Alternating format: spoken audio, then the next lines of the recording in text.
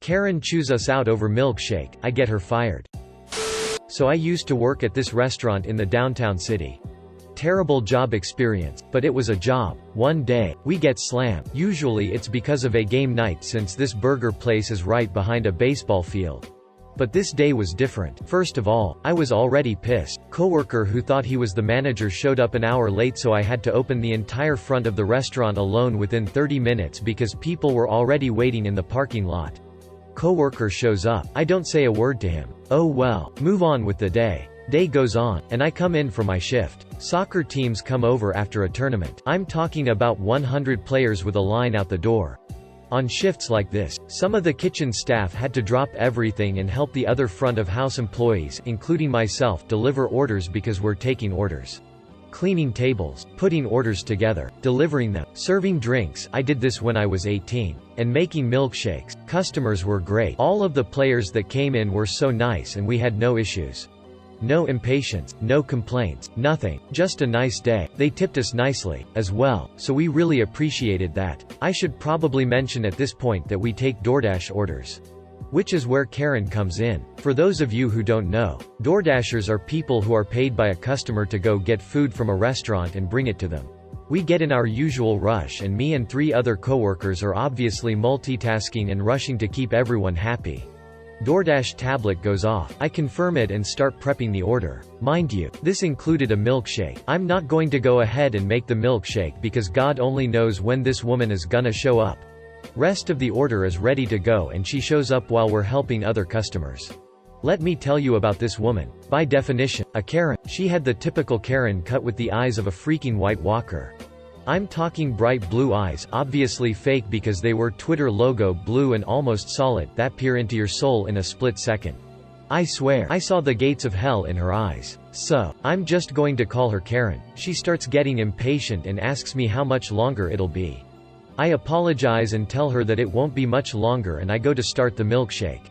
She starts flipping out at my coworkers and as I'm passing her to get the rest of the DoorDash order, she starts laying it on me, screaming at me because I didn't have the milkshake ready and that I was costing her tips. The woman was wearing Lululemon yoga pants and had expensive color contacts in. She would be fine without $3. Sort of manager comes out to talk to her. Let's call him C. C comes out and explains the situation. She doesn't accept what he's saying and starts screaming in front of 200 people about how she won't get tips and how hard is it to make one milkshake. Karen gives us the typical, I want to speak to the manager. And the manager just so happens to be C. He tells her he is the manager. He asks her to leave and she continues her rant, calling C a coward about 5 or 6 times. Karen finally leaves. I'm fuming about this lunatic coming in and making everyone uncomfortable. So I do a little digging. Turns out, if you go onto the tablet, you can find the previous DoorDashers who come into the restaurant to get orders. I remember the name of the customer who ordered, so I go onto the tablet to find the DoorDasher's name. I find her name and cell phone number on the order history and information. I get into contact with the DoorDash company and explain the harassment we endured from Karen and give them her name and contact number, saying she was from redacted city. They tell me they'll look into it. They contacted me later and informed me that it was taken care of and we never saw her again, as she regularly took orders from us. We all went on our merry way and occasionally called each other cowards as our own little inside joke. TLDR, DoorDash Karen harasses us and gets in my face after having a screaming match at the kitchen manager. So I contact DoorDash and I get her fired. Edit, I feel as if I should specify this, but we also got a strongly worded email from this woman stating how pissed she was etc and mentioned she lost her job because of it and that she knew one of us said something. I mean, duh. Act like the neighbor from hell and threaten my grandparents? Enjoy losing your job and house. A while back my grandparents who have lived in the same house for decades got new neighbors. It was a wife and husband with 2 kids and they seemed fairly nice. The husband spoke to my grandfather a few times when they were outside and seemed genuine. He said he was a correctional officer so his hours were strange and he may be coming and going at odd hours depending on the schedule. A few months later they went on vacation and asked my grandfather to watch their house for them, make sure no one was lurking around or breaking in. A few days into their vacation my grandfather heard their dog whining in the backyard, so he looked over their fence and found the dog tied up on about a 6-foot lead with no water around. He couldn't get into the yard, so he called animal control, who came and took the dog. When the neighbors got home, the husband went ballistic. He hit my grandparents' door so hard they thought it was going to break. He got in my grandfather's face and called him every ugly word he could come up with, and told him if ever caught him outside on his own, he'd make him pay for making them lose their dog. It only escalated from there. In the middle of the night, someone took the large community dumpster from the back alley and threw it over the fence into my grandparents' pool. The kids threw eggs from their backyard all over my grandparents' back patio and house. Someone threw a grapefruit through my grandparents' window. The police were called every time but said we couldn't prove who was doing it and they weren't caught in the act, so there was nothing they could do. I had enough and I started making calls up the ladder with the correctional institution. I spoke to the warden at his facility and I was told he would look into the issue. A few days later he showed up again at my grandparents' house while I was there, going off again, and this time threatening harm to my grandfather again to teach me a lesson about trying to mess with his life. I went out the door to confront him and he walked off and told me he wasn't going to hit me because he'd lose his job and I wasn't worth it, but proceeded to continue screaming and threatening me and my grandfather as he walked back to his house. This time though I was ready for this prick and I was recording everything from the moment he started slamming on the door. I called and spoke to the warden again and told him I had video evidence of the threats and this guy's just general volatile nature. A week later 2 guys showed up at my grandparents' house and said they worked for the associate director of corrections. They sat down for over an hour with my grandparents and wanted to know every detail of events that has happened, so they were told everything from the dog to the vandalism to the threats.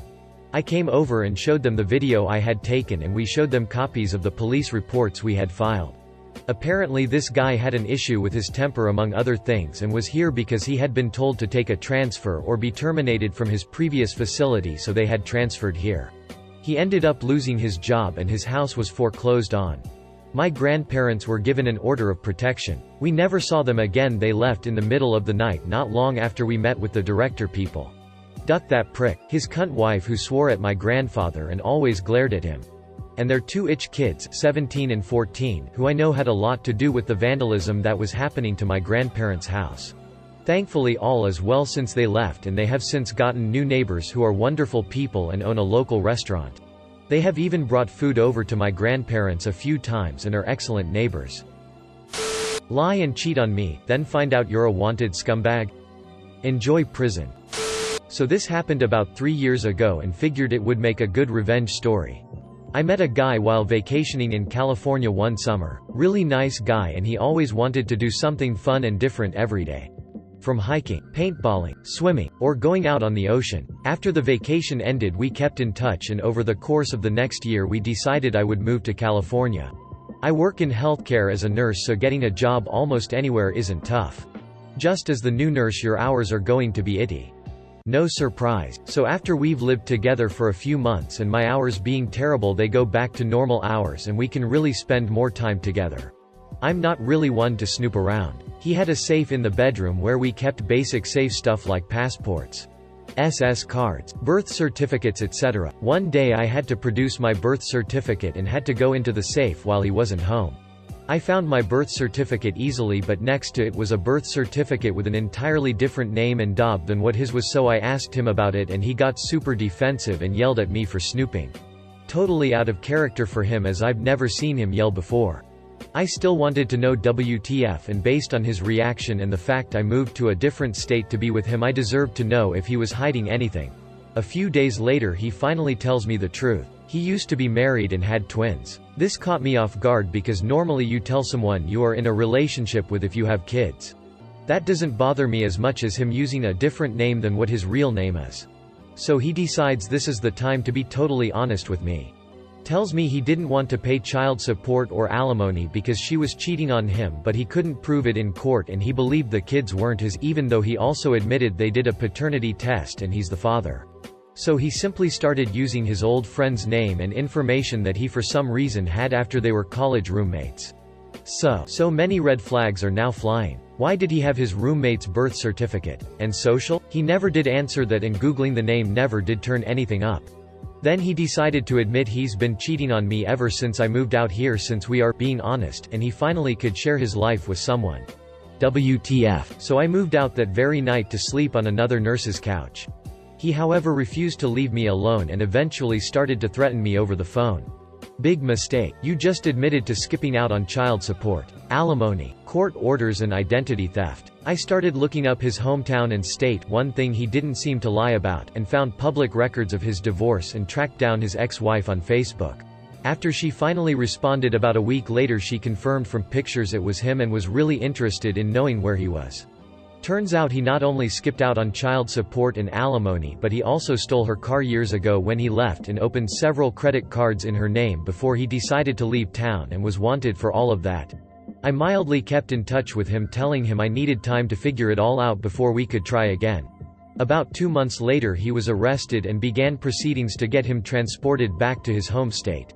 He did call me from jail for about a week, but I refused to pay for the calls. He then had his attorney contact me, and I told his attorney that if he ever contacted me again I'd call the cops for harassment. I then started searching his name and everything through his home state's court access site and found out he was sentenced to 6 years for the credit cards, motor vehicle theft, theft of a firearm and several contempt of court charges. I kept in contact with the ex-wife for a bit. She was thankful they finally found him. Also, for a bit more on top, it turns out once he gets out of prison in his home state he will arrested and charged for the stuff that they uncovered and figured out in California over the past few years. Turns out he also did a good amount of credit card fraud out there.